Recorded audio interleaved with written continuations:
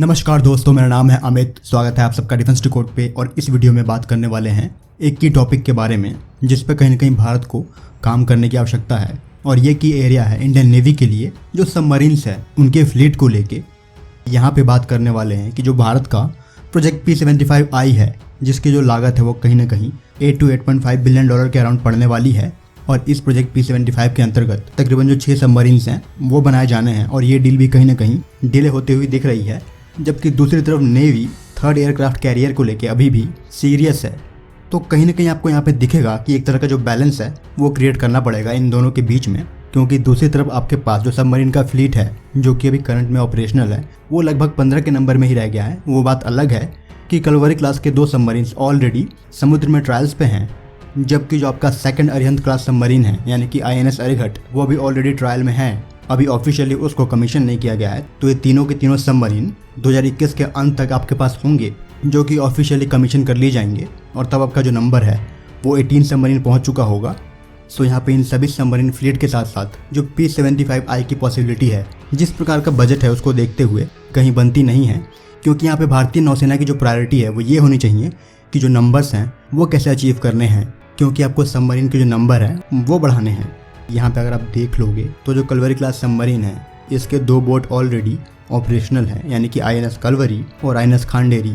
तो ये दोनों ऑपरेशनल हैं, जबकि जो अगले 2 हैं INS करंज और INS वेला ये दोनों ट्रायल्स पे हैं। वहीं पे INS वागश्री और INS वागीर ये दोनों ही कंस्ट्रक्शन के फाइनल फेज में हैं, जो कि 2022 तक कमीशन कर लिए जाएंगे। यहाँ पे सवाल ये बनता है कि क्या वाकई में भारत को P-75I की तरफ जाना चाहिए।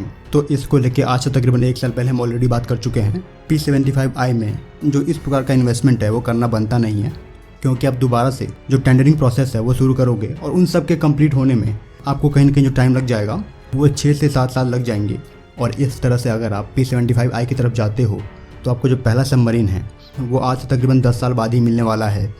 दूसरी तरफ आपको ये सब कुछ छोड़कर जो सेकंड ऑप्शन है वो देखना चाहिए, जहाँ पे आपके पास ऑलरेडी DRDO का जो एयर इंडिपेंडेंट प्रोपल्सन है यानी कि AIP है आपके पास, DRDO और LNT के द्वारा बनाया गया, जिसके बारे में हम एक डिटेल वीडियो में बात करेंगे।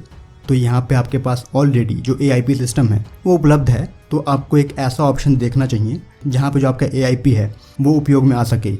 तो कहीं ना कहीं इस चीज़ को देखते हुए अगर आप कलवरी क्लास सबमरीन के ही कुछ जो फॉलोअप ऑर्डर हैं वो दे देते हो तो वहाँ पे जो आपका AIP सिस्टम है वो उपयोग में आ जाएगा। या फिर जो अगला ऑप्शन है वो ये हो सकता है कि अगर रशिया मान जाए कि उनके जो भी आमूर क्लास के सबमरीन्स हैं अगर उनमें DRDO का जो AIP सिस्टम है वो लगाने को राजी हो जाते हैं, तो कहीं ना कहीं आपके पास जो ऑप्शन है वो चीपर पड़ जाएगा। तो ये आपके पास थर्ड ऑप्शन हो जाता है।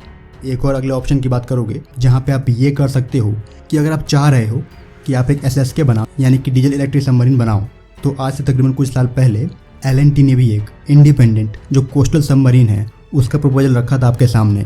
तो यहाँ पे आप ये भी कर सकते हो, जो कि मुझे लगता है काफ़ी ऑड साउंड करेगा कि आपके पास जो एक्सपीरियंस हो चला है स्कॉर्पियन क्लास सबमरीन को मैन्युफैक्चर करने का, तो उस एक्सपीरियंस को यहाँ पे आप उपयोग में ला सकते हो कि आप LNT, DND और DRDO के एक इंडिजिनस सबमरीन को प्लान में ला के जो आपके पास ऑलरेडी एक्सपीरियंस्ड वर्कफोर्स है उसका उपयोग कर लो। तो ये चीज़ भी आप कर सकते हो सकता है ये आइडिया थोड़ा ऑड साउंड करे, लेकिन अगर आप ऐसा करते हो तो एक तरफ आप जो आपके SSK हैं वो मिल रहे होंगे, वहीं पे दूसरी तरफ आप फोकस कर पाओगे जो भी आपके SSBNs हैं उन पे, क्योंकि ये जो भी SSBN बनाए जाएंगे इनको लेके आपके पास कोई जो रिसोर्स है उनकी कमी नहीं पड़ने वाली है। क्योंकि ये जो प्रोजेक्ट आएंगे वो शायद ATV के कैटेगरी में आएंगे, जहाँ पे जो फाइनेंशियल लिमिटेशन होती है वो ना के बराबर होती है। तो यहाँ पे ये बात कर ही रहे हैं तो इसको लेके जो अपडेट है उस पर भी बात कर लेते हैं, जहाँ पे ऐसा बताया जा रहा है कि जो भारत के 6 न्यूक्लियर अटैक सबमरीन होंगे जो कि नेवल न्यूक्लियर रिएक्टर से पावर किए जाएंगे। तो इन सबमरीन की जो डिजाइनिंग है वो कंप्लीट कर ली गई है,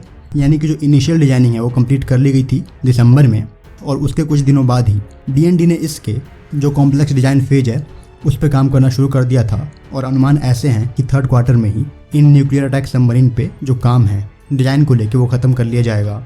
बात करते हो जो भारत के S5 क्लास के SSBN हैं, इसकी डिजाइनिंग को लेके भी ऐसा बताया जा रहा है कि वो कंप्लीट कर लिया गया है, जो कि ये अपडेट 2019 का है, जहाँ पे जो S5 क्लास के सबमरीन्स हैं उनकी डिजाइनिंग कंप्लीट कर ली गई थी और कुछ दिनों बाद ही ये कंस्ट्रक्शन के लिए जाने वाले थे।